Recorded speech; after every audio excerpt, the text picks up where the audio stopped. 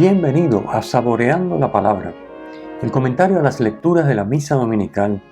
Te habla el Padre Ángel Siapi, de la Parroquia Cristo Redentor en El Paraíso, San Juan, Puerto Rico. Recuerda que en la descripción están las citas bíblicas de las lecturas, el enlace al guión de la Lección Divina, el enlace a los apuntes del comentario y la dirección de la página web de la Parroquia Cristo Redentor. En el nombre del Padre, del Hijo y del Espíritu Santo. Amén. Dios Todopoderoso y Eterno, lleva a su pleno cumplimiento en nosotros el misterio pascual, para que quienes por tu bondad han sido renovados en el santo bautismo, den frutos abundantes con tu ayuda y protección, y lleguen a los gozos de la vida eterna. Por nuestro Señor Jesucristo, tu Hijo, que vive y reina contigo en la unidad del Espíritu Santo y es Dios, por los siglos de los siglos. Amén. Domingo quinto de Pascua, ciclo C. Nos encontramos ya en pleno tiempo pascual, comenzando la segunda parte de estos 8 domingos que componen el tiempo de Pascua. Y las lecturas, pues como siempre, hoy nos traen una riqueza enorme. De hecho, la oración colecta que acabamos de rezar es precisamente, diríamos que refuerza la idea que nos van a traer las lecturas de hoy, llevar a pleno cumplimiento en nosotros el misterio pascual, porque es Dios el que en su Hijo Jesucristo realiza el misterio pascual y el que en su Hijo Jesucristo, por medio de él, nos regala el que ese misterio pascual se realice en nosotros. Por eso hemos pedido, lleva a su pleno cumplimiento en nosotros el misterio pascual. Para que los que hemos sido renovados por el bautismo, demos fruto abundante y lleguemos a gozar de la vida eterna. Una oración preciosa. Veremos, la podemos recitar incluso después del comentario de las lecturas, para que veamos cómo de alguna manera resume la idea principal de las lecturas de hoy, que giran en torno a una palabra, que es la palabra nuevo, la novedad, que no solamente supone algo diferente a lo anterior o distinto, sino que supone, como veremos, algo que es obra de Dios.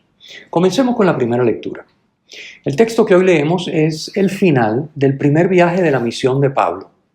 Pablo lleva a cabo, como sabemos, varias misiones. Este es el final del primer viaje de misión de Pablo. Están Pablo y Bernabé juntos, salen de Antioquía de Siria y hacen toda una ruta llegando hasta Derbe, que es la ciudad del final, donde se regresan y de alguna manera, no exactamente, pero sí muy similarmente al viaje que llevaron hasta Derbe, van recorriendo de vuelta casi todos los lugares por los que pasaron, pues asegurando que las comunidades estaban en marcha, que funcionaban, que las cosas iban bien. Lógicamente, primero una jornada de evangelización y luego diríamos que una jornada hasta cierto punto como de consolidación. Bien, así que llegan como hasta Derbe y desde esa ciudad de Derbe regresan de nuevo a Antioquía, de donde habían partido. Allí reúnen a la iglesia local, como nos dice el texto de hoy, y dan cuenta de la misión, particularmente del hecho de que Dios le ha regalado el don de la fe también a los gentiles. Lo vemos en el versículo 27, el último de la lectura de hoy. Es decir, que desde los inicios de la expansión de la iglesia, la fe ha tenido siempre un alcance universal. Pablo y Bernabé no solo tienen que pasar por muchos trabajos y tribulaciones, como nos narra los Hechos de los Apóstoles, sino que en su prédica le dejan esto bien claro a sus oyentes. Para entrar en el reino de Dios hay que perseverar en la fe, pasando a través de muchas tribulaciones, dicen en el versículo 22. La cruz siempre estará presente en la vida del cristiano auténtico. Para garantizar la buena marcha de las comunidades que se iban creando a su paso, era necesario un mínimo de organización. Por eso el texto nos dice que en cada iglesia designaban presbíteros. Presbítero es una palabra griega que significa anciano. Designaban presbíteros, oraban, ayunaban y los encomendaban a Dios. Los presbíteros son los sacerdotes de hoy. El texto no emplea la palabra sacerdote para evitar la confusión con el sacerdote levítico y con el sacerdote de las religiones paganas. Entonces, si hubiera dicho sacerdote, se hubiera confundido, porque todos se llamarían sacerdote. Entonces, al usar la palabra presbítero, pero presbítero es lo que hoy conocemos coloquialmente, ordinariamente, como sacerdote en la iglesia. Pasemos a la segunda lectura. La segunda lectura nos transporta, nuevamente, el libro del Apocalipsis nos transporta al momento en que se realizará plena y perfectamente el reino de Dios. Será un mundo nuevo, descrito en la lectura de hoy en el versículo 1 como un cielo nuevo y una tierra nueva. En el versículo 2 como la nueva Jerusalén. Y puntualiza el texto donde el mar ya no existe. Vamos a explicar esto. Para el pueblo de Israel, el mar simbolizaba todos los poderes contrarios a Dios. En la literatura bíblica, por influencia de las literaturas primitivas, está relacionado con los enemigos de Dios. Es signo de los poderes del mal, de las fuerzas que pretenden acabar con su obra, del poder indomable de todo lo que se escapa al control del hombre. En él, en el mar, se ocultan los espíritus inmundos, las tinieblas. Por eso es que la consumación del reino traerá consigo la desaparición del mar y sus peligros. El cielo y la tierra. Para el judío, el cielo es la morada de Dios y la tierra es la morada de los hombres. Esto lo vemos clarísimamente en el Salmo 115, versículo 16. Al igual que en el templo de Jerusalén residía Dios en medio de su pueblo, es decir, Dios, el cielo, la morada de Dios, que es el cielo, estaba en el templo de Jerusalén de alguna manera insertada en medio del pueblo. Pues de la misma manera, en la nueva Jerusalén, vivirán también Dios y los hombres, el cielo y la tierra, pero de un modo nuevo.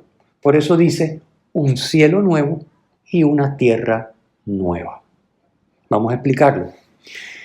La nueva Jerusalén, donde habitará la humanidad renovada, es presentada en el texto como la esposa del Cordero, que ya sabemos que es Cristo. Dice el versículo 2 que desciende del cielo preparada como una esposa que se ha adornado para su esposo. Desciende del cielo para significar que es obra del poder de Dios, realizado según su voluntad amorosa. Es decir, esa nueva Jerusalén es el cielo nuevo y la tierra nueva, el lugar donde Dios y los hombres habitarán juntos en comunión. Y es obra del poder de Dios, por eso desciende del cielo. En la lectura de hoy escuchamos a Dios Padre afirmar desde su señorío absoluto, es lo que significa desde el trono, ya sabemos, lo comentamos la semana pasada, que el que está sentado en el trono es Dios Padre. Bueno, pues Dios Padre afirma que en la nueva Jerusalén Dios morará entre los hombres. Y dice en el versículo 3, ellos serán su pueblo y el Dios con ellos será su Dios. Recordemos, el Dios con ellos, el Dios con nosotros, el Emmanuel, famoso de la profecía de Isaías, el Dios con nosotros, será nuestro Dios y nosotros seremos su pueblo en la Nueva Jerusalén. Esta es la expresión de la alianza, que es una alianza de entrega mutua.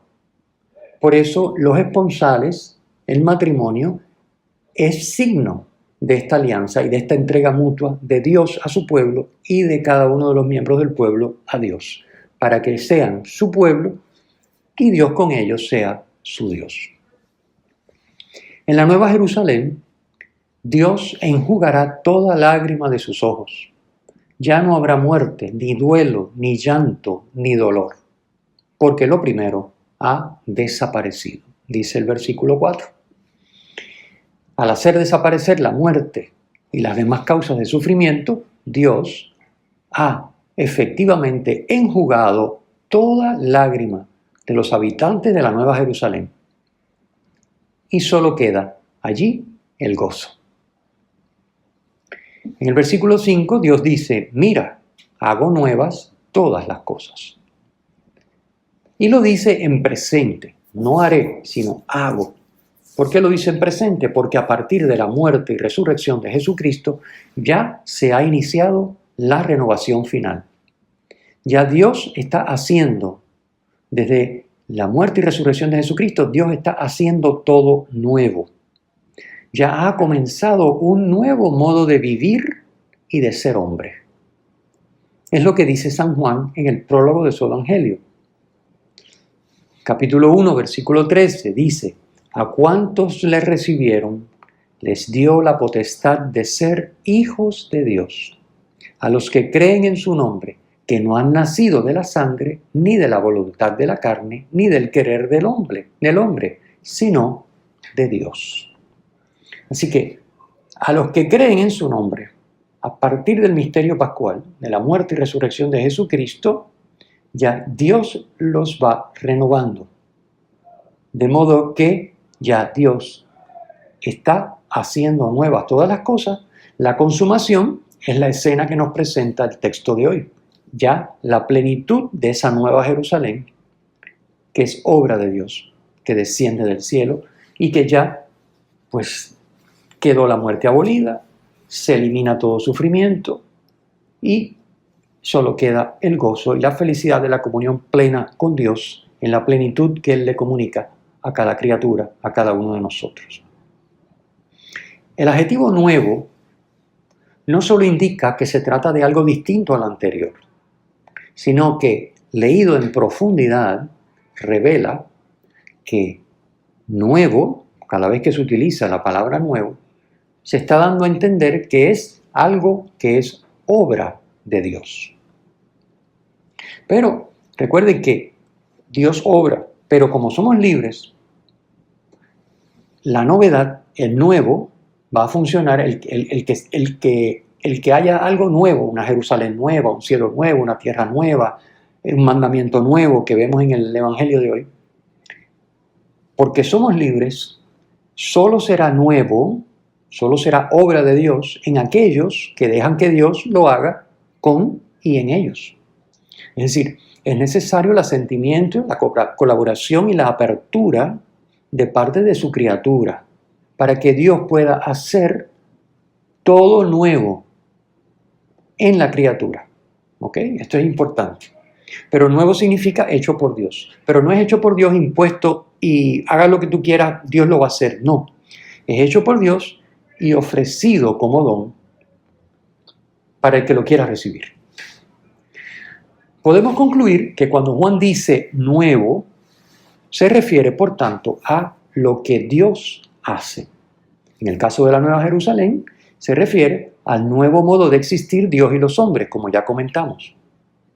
Y en el Evangelio de hoy, Jesús nos dará el mandamiento nuevo, que leído desde esta perspectiva, la palabra nuevo significa lo que Dios hace, y además con la puntualización que hace Cristo, como yo los he amado, hace referencia al mandamiento que es Dios, Dios mismo, cumple en y por medio de nosotros, obviamente, si se lo permitimos. Así que el mandamiento nuevo es el mandamiento que Dios cumple en y por nosotros, si se lo permitimos. Es obra de Dios, es don a los hombres que se lo dejan regalar. Pero es obra de Dios, no es conquista nuestra, no obedece a nuestras destrezas, capacidades y a nuestro esfuerzo. Es gracia. Muy bien. Abundaremos un poquito más en esto cuando comentemos en el Evangelio, que lo vamos a hacer de inmediato. Vamos a hablar un poquito ahora del Evangelio. Pongamos en contexto estos versículos que son tan breves que como que uno empieza a leerlo y se acabó. Entonces, ¿de dónde están tomados? Bueno, en el Evangelio según San Juan, el relato de la última cena abarca muchos capítulos 13 al 17. El Evangelio de hoy está tomado del capítulo 13, justo después que Jesús identifica a Judas como el traidor y éste sale deprisa de la última cena. San Juan emplea mucho el contraste luz-tiniebla, día-noche, para identificar lo que es de Dios y lo que se opone a Él. Así que por eso es interesante cómo el evangelista apunta que al salir Judas, dice el versículo 30, era de noche. Esto no es simplemente un apunte cronológico para que se supiera que ya había caído el sol, había atardecido, anochecido. No. Es que en Juan noche es lo que se opone a Dios. Entonces, claro, Judas sale a traicionar a su maestro y, lógicamente, era de noche. El texto que leemos hoy comienza en este punto. Cuando salió Judas y era de noche, versículo 31, es decir, cuando todas las fuerzas del mal van a desencadenarse contra Jesús, ayudadas por la acción de uno de los 12. Pensar esto, yo les invito a meditarlo, es realmente estremecedor. Y sin embargo, esto se sigue repitiendo en nuestra historia, en nuestros días. Hay seres humanos por cuya acción se desencadena contra los hombres y mujeres del mundo las fuerzas del mal. Son colaboradores de las fuerzas del mal. Qué terrible, ¿no? Qué terrible.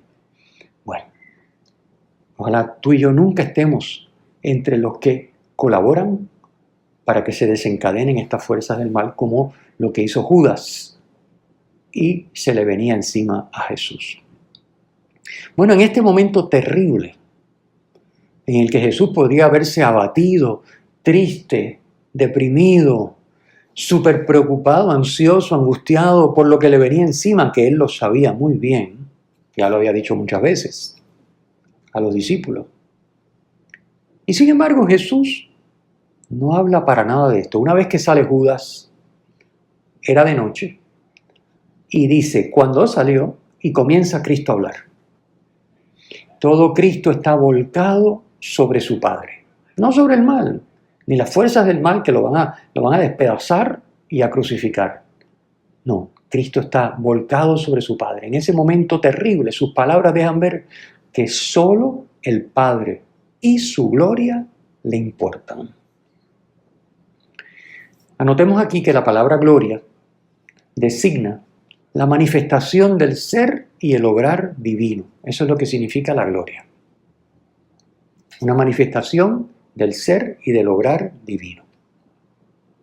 Jesús revela a sus apóstoles que ahora, dice él, ahora el Hijo del Hombre es glorificado por Dios y Dios es glorificado en él. Versículos 31 y 32. Es decir, cuando Satanás y las fuerzas del mal se ensañen contra Jesús intentando acabar con él, que es lo que va a suceder, Dios va a mostrar su ser y su obrar divino en su Hijo. Es lo que significa Dios es glorificado en el Hijo. Y va a mostrar también que su Hijo es Dios, que es lo que significa el Hijo es glorificado por Dios. Hermosa manera de presentarlo, ¿verdad? El Hijo es glorificado por Dios y Dios es glorificado en el Hijo. Ante el mal que intenta destruir la obra de Dios, Dios va a manifestar su obrar y su ser, porque Él es todopoderoso. No se nos olvide esto nunca. Bien, a continuación Jesús dice, hijitos, me queda poco de estar con vosotros, versículo 33. En este momento de intimidad con el Padre y sus apóstoles, Jesús se refiere a ellos con una expresión llena de ternura. Él, que ha llamado a su Padre Abba, papito, ahora llama a sus discípulos hijitos. y les anuncia veladamente su muerte, al indicar que le queda poco de estar con ellos. Por supuesto que después de su muerte y resurrección, Cristo seguirá entre nosotros, seguirá obviamente y siguió entre sus discípulos y sigue entre nosotros, pero su presencia es diferente. Ya no será una presencia física captable por los sentidos, sino por medio de la fe. Jesús aprovecha este momento de intimidad y de ternura con sus discípulos para verbalizar el nuevo, aquí la palabra, nuevo mandamiento, que ya no será algo impuesto desde fuera, una ley que se me da y la tengo que cumplir, sino don de Dios, que brota de la entrega redentora de Cristo, de su misterio pascual, y que deberá ser acogido, este don, acogido y vivido libremente mediante la comunión de vida con Cristo por la fe. El mandamiento nuevo no se puede cumplir con las solas fuerzas humanas. Ese amar como yo, del versículo 34, es decir, como Cristo ama, solo es posible dejando a Cristo vivir en nosotros. Como señala muy bien San Pablo en Gálatas 2:20, vivo, dice San Pablo, pero ya no vivo yo, sino que Cristo vive en mí. Y la vida que vivo ahora en la carne, la vivo en la fe del Hijo de Dios, que me amó y se entregó a sí mismo por mí. Con el mandamiento de amar sucede como con Jerusalén.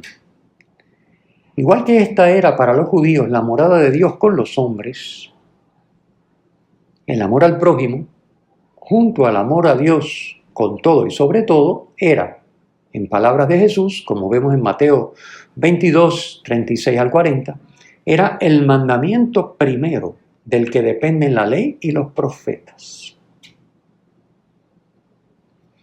Esto era en el Antiguo Testamento. En el Antiguo Testamento, Jerusalén es la morada de Dios con los hombres y el mandamiento del que depende la ley y los profetas es amor al prójimo y amor a Dios. Pero en Cristo, Dios establece una nueva alianza, un nuevo testamento, que es lo que significa alianza y testamento, son sinónimos, donde todo es nuevo. Es decir, en esta nueva alianza, todo es obra de Dios y don de Dios para los hombres. Una novedad radical. No es solamente que es algo distinto, porque de hecho el precepto del amor es el mismo, ¿no? No podría decir, pero ¿en qué es nuevo? Si siempre el mandamiento es amar, sí, pero antes era amar, porque la ley me manda a amar. Ahora es amar como Dios ama, porque por la fe acojo a Dios y Dios en mí me permite amar como Él ama, como don, pura gracia de Dios. Así que en esta nueva alianza, en este Nuevo Testamento, todo es nuevo. Todo es obra de Dios y don de Dios para los hombres. En la nueva alianza hay un nuevo modo de estar Dios con los hombres. La nueva Jerusalén que vimos en la segunda lectura. Y hay un mandamiento nuevo. Nuevo, como dijimos, no en su esencia, porque la esencia es amor, es el amor, es amar, sino en que ahora es Dios amor, quien ama en su criatura, como lo hace en su Hijo encarnado. Una novedad radical, tremenda, donde Dios se desborda y donde el amor es pura gracia hacia nosotros para que nosotros podamos, con Él y en Él, amar como Él ama. Creo que valdría la pena que nos examináramos, porque muchas veces, sí, oímos estas lecturas, posiblemente hemos entendido esto que acabo de explicar, a lo mejor no, pero a lo mejor sí, pero seguimos con la mentalidad de Antiguo Testamento. ¿Qué quiere Dios de mí? Pues que ame. ¿Qué quiere decir amar? Pues no hacerle daño a los demás, portarme bien, ser buena gente, cumplir mis obligaciones. No, no, no. Ese es el Antiguo Testamento. Hay que hacer esto y no hacer aquello. Y yo, como no hago esto y hago lo bueno que Dios me pide, ya yo resolví. No, ese es el Antiguo Testamento. ¿Cuál es el Nuevo Testamento? Lo acabamos de explicar. El Nuevo Testamento es recibir de Dios, porque es obra de Dios y don de Dios para nosotros. Recibir de Dios la capacidad de amar mediante la comunión con su Hijo Jesucristo. Para poder amar, para que Dios pueda amar en nosotros y a través de nosotros, como lo hace en su Hijo encarnado, Jesucristo, y a través de Él. Examinémonos, a ver dónde estamos, si ya estamos viviendo el Nuevo Testamento o si todavía seguimos anclados en hacer cosas buenas y no hacer cosas malas, ser buena gente y portarse bien. Pues entonces esta lectura de hoy no nos sirve, no se está haciendo buena en nosotros, seguimos viviendo el Antiguo Testamento. Mucho cuidado con esto. Bien, finalmente Jesús puntualiza que este mandamiento, vivir este mandamiento, que como dijimos ya, y vuelvo a repetir, es obra de Dios y don para los hombres, vivir ese mandamiento, eso y no otra cosa, será el distintivo de los verdaderos cristianos. Dice Jesús en el versículo 35, en esto conocerán todos que sois discípulos míos, si os amáis unos a otros. Y voy a dejar que sea San Agustín el que comente lo que yo podría decirle, pero obviamente San Agustín lo va a decir mejor y además es un santo de la iglesia y yo no. Dice San Agustín, todos pueden signarse con la señal de la cruz de Cristo. Todos pueden responder amén. Todos pueden cantar aleluya. Todos pueden hacerse bautizar, entrar en las iglesias, construir los muros de las basílicas. Pero los hijos de Dios no se distinguen de los hijos del diablo, sino por la caridad. Los que practican la caridad son nacidos de Dios. Los que no la practican no son nacidos de Dios. Señal importante, diferencia esencial. Ten lo que quieras. Si te falta esto solo, todo lo demás no sirve para nada. Y si te falta todo y no tienes más que esto, has cumplido la ley. San Agustín. El Señor esté con ustedes y con tu espíritu. La bendición de Dios Todopoderoso, Padre, Hijo y Espíritu Santo, descienda sobre ustedes y les acompañe siempre. Amén. Si te ha gustado, usa el enlace para compartirlo con tus amigos.